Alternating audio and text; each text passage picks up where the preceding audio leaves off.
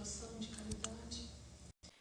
E agradecemos, Senhor, do fundo dos nossos corações, a oportunidade de poder reparar os danos cometidos no passado e também a oportunidade de conhecer a doutrina espírita, que tanto nos ajuda nas nossas dificuldades diárias. Muito obrigado, Senhor, obrigado, espiritualidade amiga, aos mentores dessa casa. Muito obrigado, toda a nossa gratidão, que assim seja. Eu agradeço o convite da casa, através da Márcia, e peço para vocês que, se eu enroscar um pouquinho aqui, é a primeira vez que eu saio da minha casa. Quando eu tinha 18 anos, eu fazia um curso de doutrina espírita, e o senhor que dava esse curso falou uma coisa que ficou muito na minha cabeça. Ele falou assim: a gente tem que melhorar, nós temos que nos melhorarmos, né? E a gente tem que fazer o bem, mesmo que esse bem, de princípio, seja por interesse. Porque de tanto fazer o bem, um dia a gente fica bom de verdade. Porque nós precisamos melhorar, porque a Terra está melhorando, né? A regeneração vem vindo. E isso entrou na minha cabeça, assim, e eu estou aqui até hoje tentando fazer o bem para ver se eu fico boa de verdade. Nós pensando, né, em toda essa transformação, né, que a Terra que vem acontecendo, que nós sabemos, né, que está acontecendo, que vai melhorar mais ainda. Então nós precisamos pensar que nós precisamos melhorar também. Porque a gente tem que pensar assim, que eu quero ser uma pessoa melhor para o mundo, né? Que eu ouço muito assim, a gente precisa de um mundo melhor, né? Ou eu estou grávida agora pela segunda vez, as pessoas falam assim: nossa, mas você não tem medo de pôr filho nesse mundo? Não, eu quero poder pôr um filho para melhorar o mundo, né? Então nós temos que pensar que nós vamos melhorar o mundo, não o mundo vai melhorar, nós vamos melhorar o mundo. E nós já sabemos desse movimento de regeneração da Terra, né? Através do Kardec, né? No Livro dos Espíritos, quando ele fala da pluralidade dos mundos habitados, também através do Evangelho, segundo o Espiritismo, quando Jesus, né? Kardec cita Jesus: bem-aventurados os brandos e pacíficos, porque eles herdarão a terra. E também quando ele fala: há muitas moradas na casa de meu Pai. Então nós sabemos, né, que nós estamos construindo um movimento de regeneração. Então, pensando nessa última frase, bem-aventurados os brandos e pacíficos, nós temos que pensar que nós temos que melhorar se a gente quiser ficar aqui, né? Porque aí, uma outra coisa, tudo na doutrina espírita vem se complementando, né? Lá na década de 40, Chico Xavier, através do Emmanuel, escreveu A Caminho da Luz, né? E o Emmanuel conta toda a história, né, dos exilados de Capela que vieram para o planeta Terra e deram início, né, à construção da civilização, né? Porque foram espíritos que não se adequaram à moral, né, aos bons pensamentos, à moral, as coisas boas que estavam acontecendo em Capela, apesar de muito inteligentes, né? Eles não se adequaram a essa elevação e eles foram trazidos aqui para a Terra.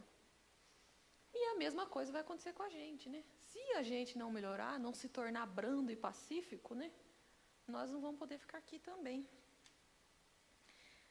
E eu acredito que nenhum de nós vai querer ir para um planeta menos evoluído para ir ter que descobrir o fogo, a roda. Aí eu que sou mulher, sou professora, mas também sou mulher, dona de casa, penso na máquina de lavar, né? Quando tive meu filho, está com 3 anos, José Felipe, pendurava aquele monte de roupinha no varal e pensava: graças a Deus existe a máquina de lavar. Então a gente não quer, né? Os antibióticos, né? Coisa muito importante, a medicina, né? Ciência. Então a gente não quer ir para um planeta menos evoluído. Então vamos nos esforçar para melhorar. E por isso que o assunto hoje é reforma íntima, né? E também no Evangelho, segundo o Espiritismo, no capítulo 5, que é Bem-aventurados os aflitos, Kardec cita o Espírito da Verdade, que em 1860 diz: espíritas, amai-vos, eis o primeiro ensinamento. Instruí-vos, eis o segundo. Então, a doutrina espírita ela traz todo esse ensinamento, aparato, para que nós possamos nos melhorar. Emmanuel dizia que basta uma pessoa ter 3 meses de evangelho para que ela continue ou comece a traçar o caminho do bem, né? Então, a doutrina espírita, nem vamos pensar só na obra do Chico, né? Nem na nossa reencarnação inteira, né? Nós vamos conseguir ler tudo que o Chico deixou aí, né? Através dos espíritos benfeitores que trabalhavam com ele, que nos dão ensinamentos valiosíssimos, né? Então, a doutrina espírita está aqui para isso, né? Para mostrar o bem, o caminho certo, né? Que o importante é a gente melhorar a nossa conduta, né? E quando a gente fala de melhorar a nossa conduta, é a nossa conduta conosco mesmo e com os outros ao nosso redor, né? Porque a gente tem que se pôr no lugar do outro e não pensar só na gente, né? Será que a gente gostaria, por exemplo, se pensar no caso de uma pessoa assim que ela é muito austera, será que a pessoa, será que você gostaria de ser tratada da mesma forma como trata os outros, né? Então a gente tem que se pôr no lugar dos outros e lembrar de Jesus, né? Os brandos e pacíficos herdarão a terra. E aí a gente pensar em fazer a reforma íntima, né? Porque é tão difícil, né? Primeira vez que eu ouvi falar em reforma íntima, eu estava na evangelização infantil, tinha 9 anos, né? Então eu estou pensando nisso até hoje, tá difícil, né? Então fazer reforma íntima é como você ter que consertar uma máquina com ela em funcionamento. Porque a gente não vai parar o nosso trabalho, a nossa evolução, a nossa reencarnação para fazer a nossa reforma íntima. Nós temos que começar aos poucos e, junto com isso, ir lidando com todas as dificuldades, né? Nós temos que ir nos policiando, pensando, tendo autocontrole, autoconhecimento, para que nós consigamos fazer a reforma íntima. E a gente tem que pensar numa coisa que é muito importante também, que é não parar o nosso trabalho.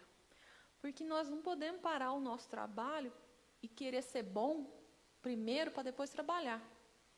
Nós temos que ir tentando, né? É como a frase desse senhor que eu fiz o curso, né? Nós temos que ir tentando fazer o bem até que um dia a gente fica bom de verdade. E quando a gente trabalha na seara do Senhor, a gente tem mais força, mais ânimo para tentar melhorar. Porque aí a gente tem mais conhecimento, ajuda da espiritualidade e mais vontade de melhorar. À medida em que nós deixamos o conforto da nossa casa, lá da nossa televisão, né, das coisas que nos entretem e que a gente se sente bem, e a gente sai de casa pensando em melhorar e em ajudar o próximo, nós estamos conseguindo dar início, né, à nossa transformação. E eu costumo dizer que a gente, para começar a fazer nossa reforma íntima, nós vamos pegar e fazer uma listinha. Mas ser sincero ao máximo. Ao máximo. A gente está fazendo isso para a gente, não é para mostrar para ninguém. É ao máximo. Então a gente pega uma listinha lá, um caderninho, e começa a anotar os nossos defeitos. Então você começa do mais simplesinho para depois os mais bravos. Então você começa lá, primeiro defeito meu, brigo com o meu cachorro. Gente, o cachorro, coitadinho, ele fica lá em casa, sozinho, o dia inteiro. A hora que você chega, o que ele faz? Fica todo feliz, pula em você, balança o rabinho, você vai brigar com o pobre do cachorro? Deixa o cachorro pular. Não liga pro cachorro, né? Faz um carinho no cachorro. Segunda coisa da nossa listinha. As folhas das árvores que caem na calçada, eu implico com elas. Gente, a folha da árvore, a flor que cai, lá onde eu moro, tem muito ipê amarelo, né? Tem uma época que começa a cair, aí fica aquelas rodas, assim, coisa mais linda. Aí tem uma mulher que varre todo dia de manhã. Aquilo ali não é que nem plástico, não é que nem papel. Não vai estragar, não vai entupir a canalização, né? da água, não vai entupir, não vai estragar. É diferente da gente jogar um papel, um plástico, uma latinha de refrigerante na rua. Então deixa a flor lá, não implica com aquilo. Né? Mesma coisa, não vamos ficar implicando toda hora com as coisas da casa que está bagunçada, né? E assim a gente vai chegando, né? À medida que você conseguiu, você trabalhou ali, se esforçou, pensou, você conseguiu se livrar, né? Do primeiro defeito seu, que era brigar com o seu cachorro. Aí você passa para o segundo, que é a folha da árvore no chão que te incomodava. E assim você vai indo. Até que você chega nos mais difíceis, né? Que é não ter paciência com as pessoas, não fazer a caridade, nem dentro da própria casa, né? Não ter caridade com o marido, com a esposa, com o filho, com a pessoa idosa que às vezes mora com você, né? A gente tem que pensar, nós já fomos criança e nós vamos ser idoso. Então a gente tem que pensar, vamos tratar o próximo à medida da forma como eu quero ser tratado. Então nós vamos chegar nesses mais difíceis e tentar melhorar essas coisas. Como que a gente vai melhorar essas coisas? Ai, Patrícia, mas é tão difícil. Passo tanto nervoso na minha casa, mora fulano, é difícil. É difícil, a gente sabe que é difícil. Como que nós vamos tentar melhorar? Pedindo ajuda da espiritualidade. Vamos orar para o nosso espírito protetor, para que ele nos ajude a ter paciência, boa vontade, para que aquela situação, a gente consiga passar por aquela situação da melhor forma possível. No Evangelho também está escrito que Jesus disse, pedis e obtereis. Então nós temos que aprender a pedir ajuda. Porque às vezes nós esquecemos, né? A gente tem o orgulho e a vaidade, como disse, né? Kardec, são as piores chagas da humanidade. A gente ainda é muito orgulhoso, né? Então a gente não quer pedir ajuda, a gente quer dar conta de tudo. Então nós temos que pedir ajuda da espiritualidade amiga, para que a gente consiga passar por essas dificuldades. Como que a gente começa a pedir ajuda? Faz uma prece antes de dormir, agradece pelo dia, pede para que a gente possa ter uma boa noite de sono, e que nessa noite de sono em que o corpo físico repousa, o nosso espírito, né, a gente, né, porque nós somos espírito, né, nós somos alma enquanto encarnado, né, desencarnados não somos só espírito. Que nós possamos estar junto com os benfeitores da espiritualidade, aprendendo coisas úteis, coisas boas, para poder utilizar enquanto a gente estiver acordado aqui na nossa tarefa do dia a dia. Outra coisa que nós vamos começar a pedir ajuda para a espiritualidade, fazer o evangelho no lar, instituir um dia que você não vai sair, possivelmente não vai chegar ninguém na sua casa, né? Final da noite, assim, à noite, né? Porque mais reunir com a família, ler o evangelho, agradecer e pedir bênçãos para o nosso lar, né? Para a nossa casa, para que a gente possa cumprir com honraria as nossas tarefas. E outra coisa que nós vamos lembrar também é que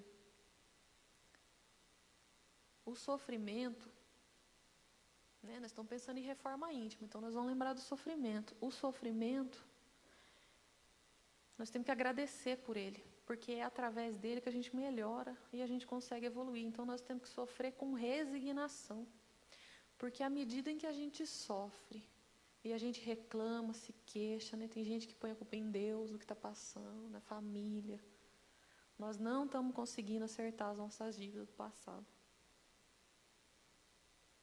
A nossa vida é como se fosse assim. São promissórias, né? Que a gente assina lá no plano espiritual antes de reencarnar, né? Que faz parte da nossa programação reencarnatória. Então a Patrícia vai nascer numa família espírita, que é para poder dar base para ela. Aí quando ela crescer um pouquinho, nós vamos jogar a primeira promissória para ela pagar. Aí nós temos que cumprir bem essa tarefa, porque senão nós vamos ter que fazer de novo.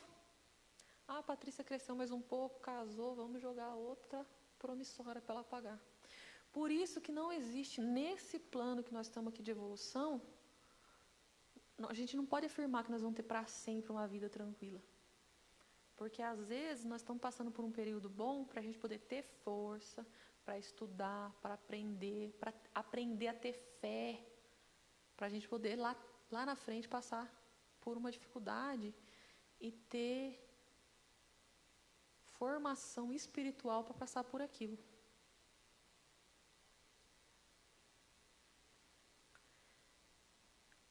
E a reforma íntima é uma coisa que nós temos que pensar no nosso dia a dia, né? Porque são as ações do nosso dia a dia, né? A gente tem que pensar que nós temos que ser agradável, né?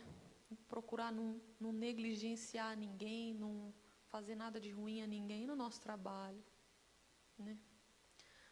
Na nossa casa, principalmente.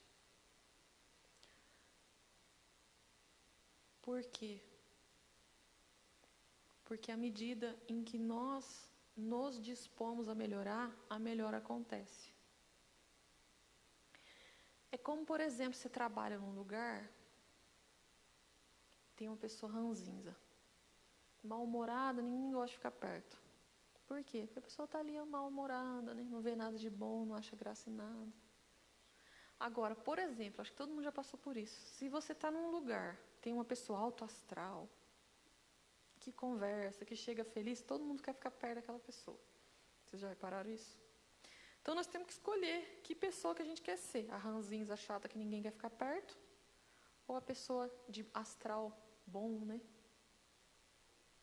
E aí a gente dá início ao nosso processo de reforma íntima. E é uma coisa que nós temos que pensar todo dia, né?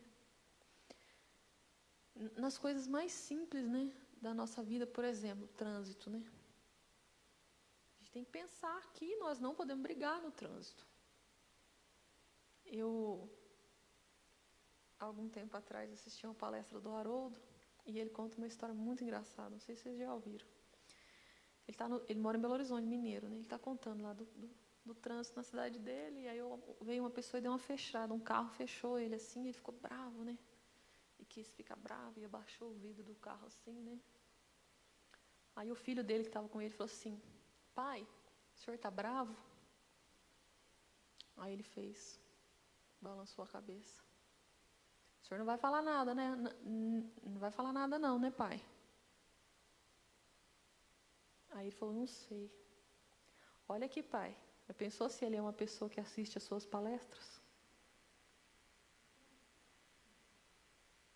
Então, eu penso muito nessa questão também, né? Nós que somos espíritos, que divulgamos a doutrina espírita, né? Se a pessoa, por exemplo, né? A coisa aberta, vocês citaram aí, né? Facebook, Instagram, né? Você entra no Facebook da pessoa, a pessoa é um divulgador da doutrina espírita, posta as coisas lá. Aí no dia a dia, não ajuda ninguém, só vive de cara feia. Né? O que vão falar? Nossa, mas que espírita que é esse? Eu sou professora, né? E eu penso muito assim, né? Que a gente tem que ser exemplo aos nossos alunos, né? Então imagina uma professora que não pode julgar, né? Mas que faz um monte de coisa errada. Aí o aluno vê aquilo e fala: nossa, mas minha professora, né, que fala que tem que respeitar o amigo, que não é para bater no amigo, a gente tem que respeitar o direito do outro, que o direito do outro acaba quando começa o nosso direito. Aliás, que o nosso direito acaba quando começa o direito do outro. Olha o que minha professora está fazendo. Então nós temos que pensar nisso também, nós que somos divulgadores da doutrina espírita, nós temos que pensar nisso também. E isso é um movimento de reforma íntima. Né? O Chico ele dá 20 exemplos de como fazer a reforma íntima. Executar alegremente as próprias obrigações. Silenciar diante da ofensa. Então, primeiro, trabalha e agradece pelo seu trabalho. Silenciar diante da ofensa. A gente é atacado diariamente, né? Por motivos variados. Às vezes, até quando você está querendo fazer o bem, tem a espiritualidade inferior que não quer que você faça o bem. A gente sabe disso. Então, nós temos que silenciar diante disso. Orar e pedir ajuda aos nossos protetores espirituais para que nós consigamos, né, passar por aquela dificuldade. Esquecer o favor prestado. Então, se nós fazemos o bem a alguém, nós esquecemos, fizemos já a nossa parte, que nem está no Evangelho. Aquele que faz a caridade e recebe aplauso por isso, Ele já recebeu o seu pagamento ali.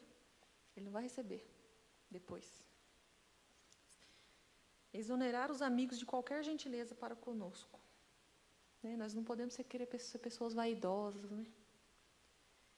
Emudecer a nossa agressividade. O que é? Tentar controlar o nosso temperamento. Que é uma coisa difícil, né? Quem tem, as pessoas falam temperamento forte, né? É na hora que vinha aquela explosão assim, você segurar a adrenalina. Não condenar as opiniões que divergem da nossa. Muito importante também, né? A gente vê muita briga, infelizmente até no meio espírita, por causa de opinião diversa. Abolir qualquer pergunta maliciosa ou desnecessária. Às vezes a gente vê uma pessoa passando por uma dificuldade, você vai lá perguntar ainda, você está vendo que a pessoa vai perguntar, deixa para lá. Às vezes vai causar um constrangimento na pessoa, e a nossa função é não causar mal nenhum a ninguém. Então não vamos querer causar constrangimento também. Repetir informações e ensinamentos sem qualquer azedume. Não ter paciência, né? Treinar a paciência constantemente. Ouvir fraternalmente as mágoas dos companheiros sem biografar nossas dores. Buscar sem afetar o meio de ser mais útil. Desculpar sem julgar. Né? Então, às vezes a pessoa vem te pedir desculpa, então não vamos julgar, vamos desculpar e não vamos julgar. Né? A gente não sabe por qual motivo a pessoa tomou aquela atitude. Né? Às vezes está com muito problema de doença, né? Então, vamos desculpar. Não dizer mal de ninguém. Buscar a melhor parte das pessoas que nos comungam a experiência. Alegrar-se com a alegria dos outros. Isso é muito importante. Porque se nós queremos um mundo melhor para a gente viver, a gente tem que se alegrar com a alegria do outro. E a alegria, ela tem que ser contagiante. A gente não tem que ficar com inveja do outro. Pensando lá na frente, quero um mundo melhor para eu viver. Então, quanto mais gente feliz, alegre, contente, satisfeita, melhor vai ser. Não aborrecer quem trabalha. Ajudar espontaneamente. Respeitar o serviço alheio. Isso é muito importante também, né? Eu vejo lá pro lado onde eu moro, tá recapeando a rua, né? A Avenida Miguel Petroni. Eu vejo motoristas assim que ficam bravos, que tem o desvio, né? Na verdade, você está atrapalhando quem está trabalhando, né? E é uma coisa que é por nosso bem, vai. A gente mora lá para aquele lado, vai recapear a rua, ó, que beleza, menos buraco, né? Não vai dar solavanco. Nós temos que agradecer que está sendo feito aquele serviço e não achar ruim do desvio, xingar. Eu estava passando, uma fila de carro, né? Outro carro lá da frente, brigando, assim, com as pessoas que estavam ali trabalhando. É uma coisa muito desagradável, né? É uma coisa que a gente tem que evitar de fazer se a gente está fazendo a nossa reforma íntima, se a gente quer melhorar. Reduzir os problemas, né? Parar para analisar que na nossa vida a gente tem mais bênçãos que problemas, né? Só o fato da gente ter uma casa para morar, não precisa ser a casa mais linda do mundo, mas a gente tem um teto, a gente tem um trabalho, pode ser não ser o melhor trabalho, mas tem a forma de prover a nossa família. E aquele coitadinho que não tem casa, que não tem trabalho, que está no desespero, né? Nós temos que pensar e orar por esses irmãos também. Por quê? Porque a gente não sabe o que nos espera, ou nessa vida ou nas próximas. Eu costumo brincar lá na casa que eu faço parte, Centelha de Luz, falar, ó, gente, vamos tentar melhorar, né? Senão nós vamos nascer lá na África, onde não tem água, não tem comida, né? Vamos parar de reclamar que nós temos água, temos comida, né? Tem um sistema de saúde, tem que ir lá, né? Servir de boa mente quando a enfermidade nos bate na porta. que é aquilo que eu falei, que a gente tem que sofrer com resignação. Porque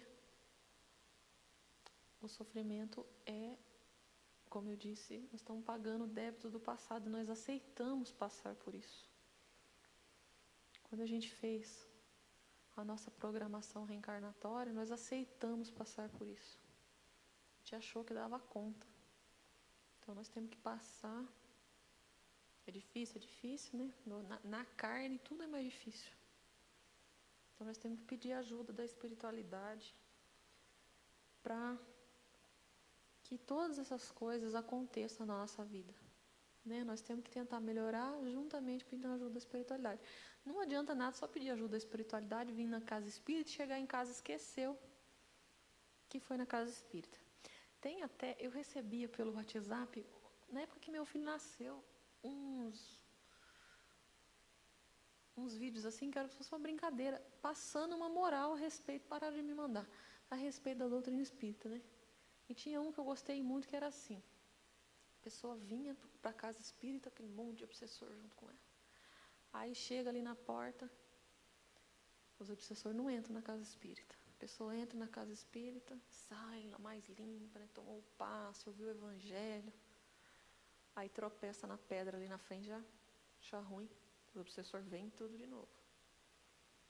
Então a gente vem na casa espírita, ouve o evangelho e não aplica na nossa vida. Tem um outro muito interessante também, que é incentivando o evangelho no lar, né?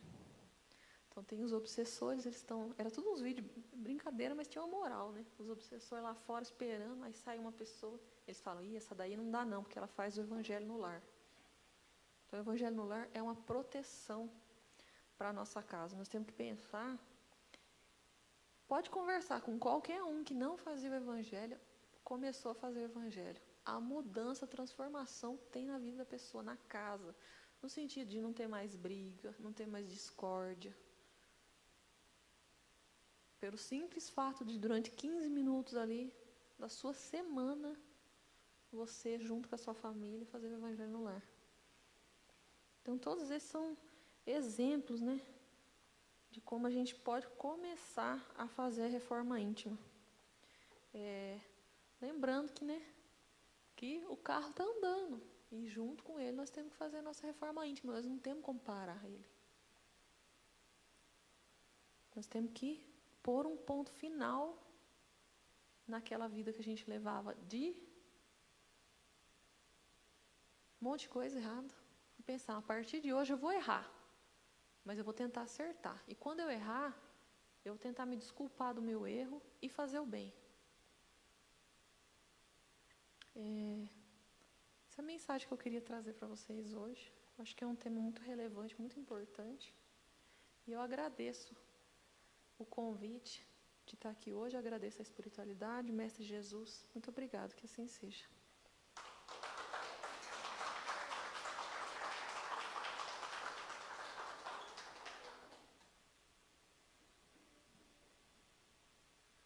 Muito obrigado. Excelente palestra. Gostei muito do assunto. Trouxe vários pontos de reflexão onde a gente pode estar trazendo para o nosso dia a dia, né? E de vislumbrar o quanto é difícil alguns desses pontos que você levantou. Eu tenho minhas batalhas íntimas, muitos pontos a melhorar. E acredito que depois da doutrina realmente modifiquei muito dos meus hábitos, ou os meus maus hábitos, mas ainda tenho muito para aprender e muito para melhorar. Eu gostaria de agradecer em nome de nosso lar, ao Centro Centelha de Luz, que nos permitiu que você estivesse aqui hoje para trazer essas queridas palavras para todos que nos assistem, tanto aqui, em casa, do plano espiritual, que sabemos que tem muitos aqui que vêm aqui para aprender. E isso vale para todos, né?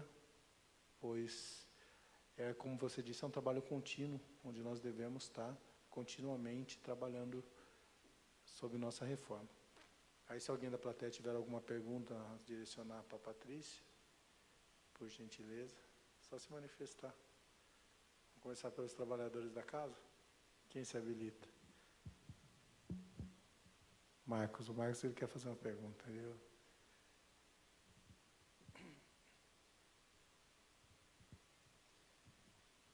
Patrícia, boa noite.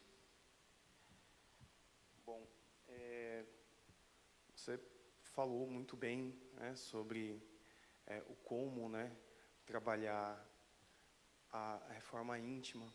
E eu gostaria, na verdade, não é nem uma pergunta, né? Gostaria, na verdade, que você falasse mais sobre os benefícios do Evangelho no lar.